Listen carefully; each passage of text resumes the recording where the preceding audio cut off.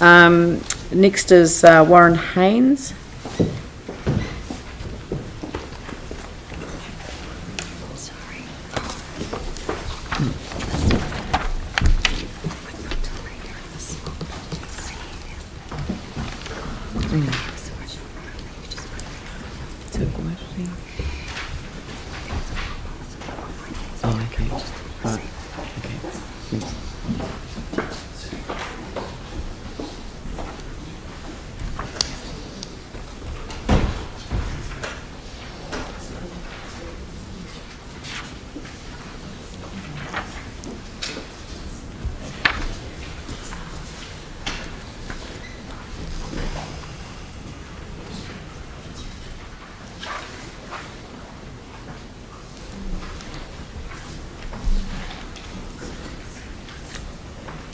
Thank you.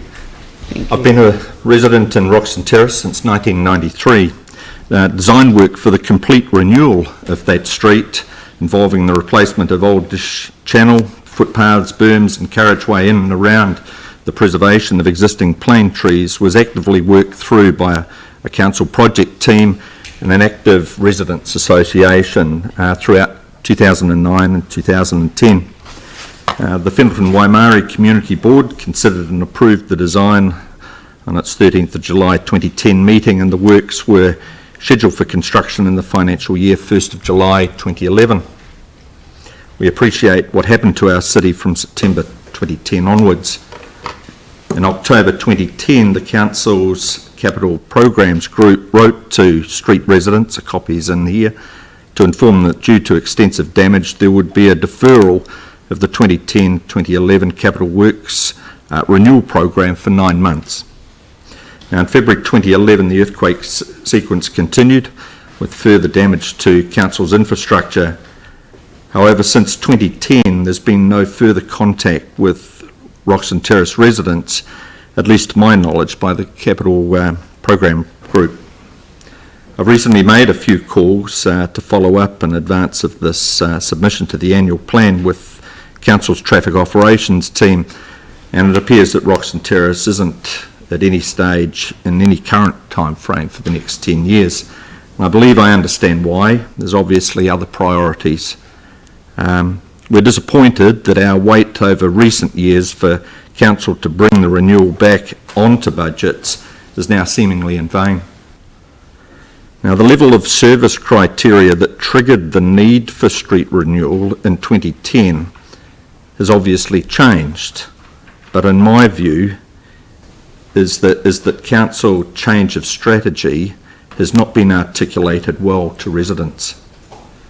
If we cannot rely on Council renewal mechanisms to fix our street, how are residents to be assured that Council are dealing with repairs and maintenances as a type of holding pattern strategy for managing its asset? How does Council intend differently assessing the condition of its roading assets that were once due for renewal? How do residents interact with Council as ratepayers to tell Council there appears to be no logical, transparent system of strategic maintenance versus various levels of street work renewal? Having waited for 6 years to get Roxton Terrace renewal work to be actioned, are councillors now signalling that they would prefer to see residents use the request for service or report a problem function in its website to manage ratepayer street maintenance expectations? My suggestion is that Council insist on the settling of in-house transparent criteria to fairly assign the funds for repair and renewal, and to re-engage with ratepayers like ourselves who do not understand what's happening to their neighbourhoods from a maintenance perspective. I've just started to write some criteria, but look, the age and evenness of footpaths, the cracks and repair history of footpaths, the RFS history for footpath repairs, accidents due to footpath condition, condition of carriageway including loadings and repair history and failure, safety considerations, for example, is the street close to a school or a cycle route, the ability to interact with residents association, and how do we fairly balance the expectations who perhaps pay more in rates per 10 metres of road compared to others.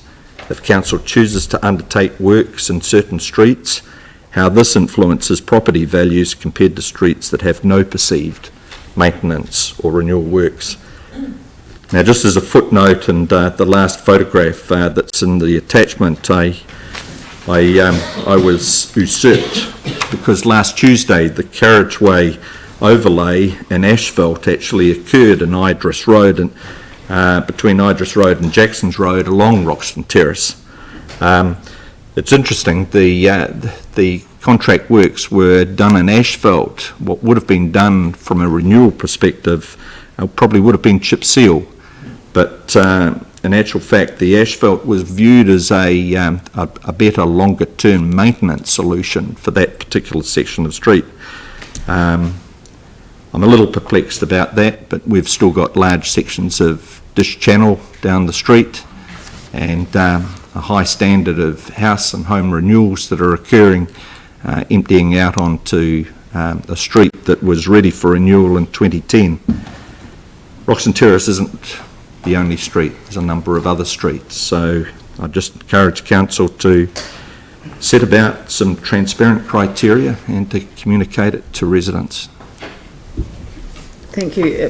When I read your submission, I was actually really pleased with how you presented it, because I mean I couldn't agree with you more that having a transparent set of criteria in a post-disaster environment would be much better than just saying nothing.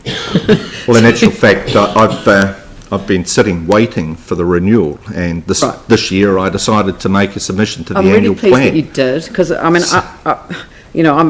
we'll obviously discuss it as a council, but I really favour your idea about the sorts of things that you might want to put into a set of criteria, and I really want us to have quite an open conversation about that. I mean, we're not going to fix it overnight in the annual plan, but no. We're going into an LTP process next time, and I think we could be much better prepared for that process if we establish the criteria in time for the LTP. Yeah.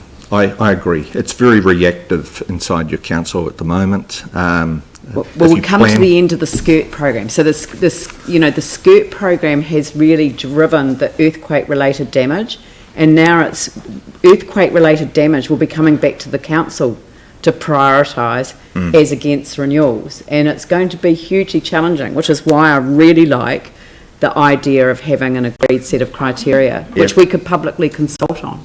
Absolutely. So thank you very much for your submission. It's much appreciated. Okay. I'm glad that you didn't just sit at home this time. Thank you. Thank you. And